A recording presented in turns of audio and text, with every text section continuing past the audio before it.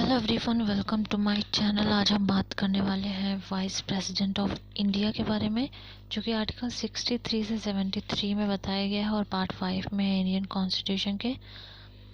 इसके पहले मैंने प्रेसिडेंट के आर्टिकल कवर कराए हैं, जो कि 52 से 62 तक बिलोंग करता है।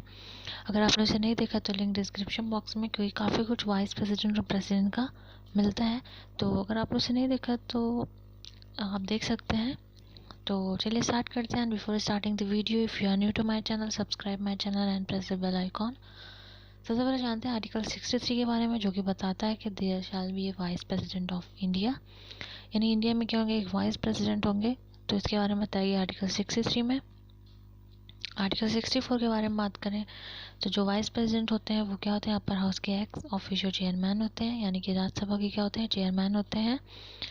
और उनको जो भी सैलरीज और अलाउंसेस मिलते हैं वो सारे के सारे किस पोस्ट के लिए मिलते हैं, तो चेयरमैन के पोस्ट के लिए ही मिलते हैं। उनको वाइस प्रेसिडेंट के लिए कोई भी सैलरी नहीं मिलती है। ठीक है, तो किसी एग्जाम में ये पूछा जा चुका है कि जो वाइस प्रेसिडेंट होते हैं उनको जो सैलरीज या अलाउंसेस मिलते हैं वो किस पोस्ट के लिए मिलते हैं, तो ये याद रखना है कि चेयरमैन के लिए मिलते हैं। ठीक है, ये था आर्टिकल 64। 65 के बारे में बात करें तो vice president to act as a president और to discharge his function during casual vacancies in the office और during the absence of president. यानी कि अगर प्रेसिडेंट नहीं है या प्रेसिडेंट रिज़ाइन कर चुके हैं तो उसका मतलब प्रेसिडेंट का जो भी काम होगा वो कौन संभालेगा, वाइस प्रेसिडेंट संभालेंगे। और जितने भी दिन तक संभालेंगे उतने दिन की उन्हें सैलरी भी मिलेगी, एक प्रेसिडेंट को जो मिलता है। ठीक है, यानी कि उनको चेयरमैन की सैलरी ना मिल के प्रेसिडेंट की सैलरी मिलेगी। ठीक है, ये आर्टिकल 65 में बताया गया। आर्टिकल 66 के बारे में बात करें तो इलेक्शन ऑफ वाइस प्रेसिडेंट और साथ में क्वालिफिकेशन के बारे में भी 66 में ही बताया गया है।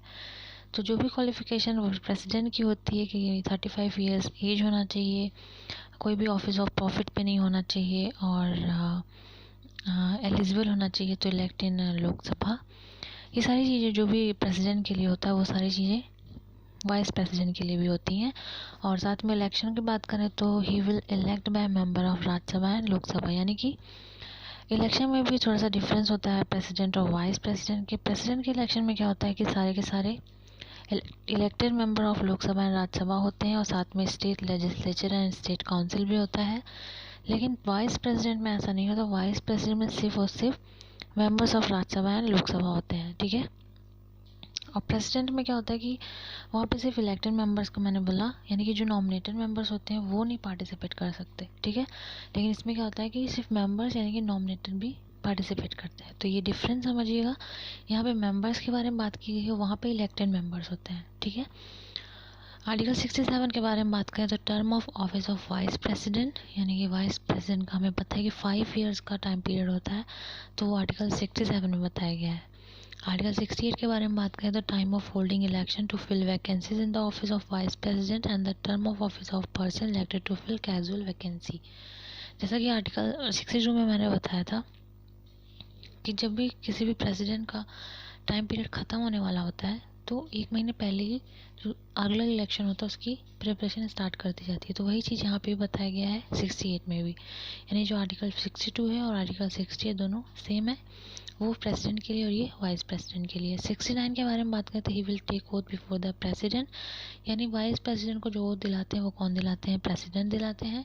और मैंने बताया था कि प्रेसिडेंट को जो ओथ दिलाते हैं वो कौन दिलाते हैं, चीफ जस्टिस ऑफ इंडिया। काफ़ी इंपॉर्टेंट क्वेश्चन है, ओथ से भी क्वेश्चन आता है कि किसको कौन ओथ दिलाता है। ठीक है, उसके बाद आर्टिकल 70 के बारे में बात करें तो discharge of president's functions in other contingencies, यानी इन केस ऑफ यानी इमरजेंसी, जब हमारे देश में प्रेसिडेंट भी नहीं है, वाइस प्रेसिडेंट भी नहीं है, तो जो भी लॉ इमरजेंसी में बनाना है वो पार्लियामेंट को ये पावर दी गई है, वो बना सकता है। आर्टिकल 70 में पार्लियामेंट को ये पावर दी गई है। ठीक है, आर्टिकल 71 के बारे में बात करें तो ऑल डाउट एंड डिस्प्यूट, यानी जो भी डाउट डिस्प्यूट होते हैं रिगार्डिंग वाइस प्रेसिडेंट या प्रेसिडेंट, वो सारे के सारे कहाँ पे होते हैं, डिसाइड करता है सुप्रीम कोर्ट। तो याद रखना है। ठीक है, पार्लियामेंट नहीं डिसाइड करेगा, हाई कोर्ट नहीं डिसाइड करेगा, लोअर कोर्ट नहीं डिसाइड करेगा, सीधे सीधे सुप्रीम कोर्ट डिसाइड करेगा। ठीक है, आर्टिकल 72 के बारे में बात करें तो जो भी पार्डन की पावर होती है, यानी जो क्षमा दान की जो पावर होती है वो प्रेसिडेंट को दी गई है। ठीक है, साथ में गवर्नर को भी दी गई है, लेकिन यहाँ पे सबसे पहले हम प्रेसिडेंट के बारे में जानते हैं। तो प्रेसिडेंट को दिया गया है ये 5 तरह की क्षमादान होता है। एक होता है पार्डन, यानी कि पूरी तरीके से माफ़ कर देना। ठीक है, है ये प्रेसिडेंट ही कर सकता है। कम्यूटेशन का मतलब होता है कि किसी भी पनिशमेंट को लाइटर करेक्टर में चेंज करने के लिए ये भी प्रेसिडेंट करता है, उसको हम क्या कहते हैं, कम्यूटेशन बोलते हैं, थोड़ा कम कर देना।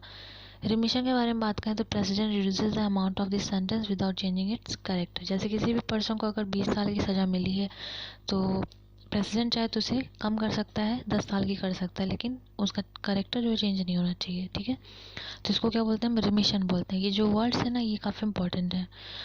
उसके बाद है रिस्पाइट। रिस्पाइट का मतलब होता है जैसे कोई भी पर्सन है उसको फिजिकल डिसेबिलिटी है या फिर कोई वुमेन है वो प्रेग्नेंट है, तो उन सब के लिए थोड़ा सा रियायत दी जाती है, कि एक मोहलत दी जाती है, ठीक है, तो उसे बोलते हैं रिस्पाइट। रिप्राइव का मतलब होता है it means stay of the execution of the sentence, यानी कि किसी भी सज़ा पे रोक लगाने का जो भी होता है उसे हम क्या बोलते हैं, रिप्राइव बोलते हैं। अगर आर्टिकल 73 के बारे में बात करें तो extent of executive power of the union, it provides that the executive power of the union shall extend to the matter with respect to which Parliament has to make laws. इसमें extent of the executive power के बारे में बताया गया जो भी union का होता है। तो ये आज का video. I hope you like the video, and if you like the video hit the like button and don't forget to subscribe my channel.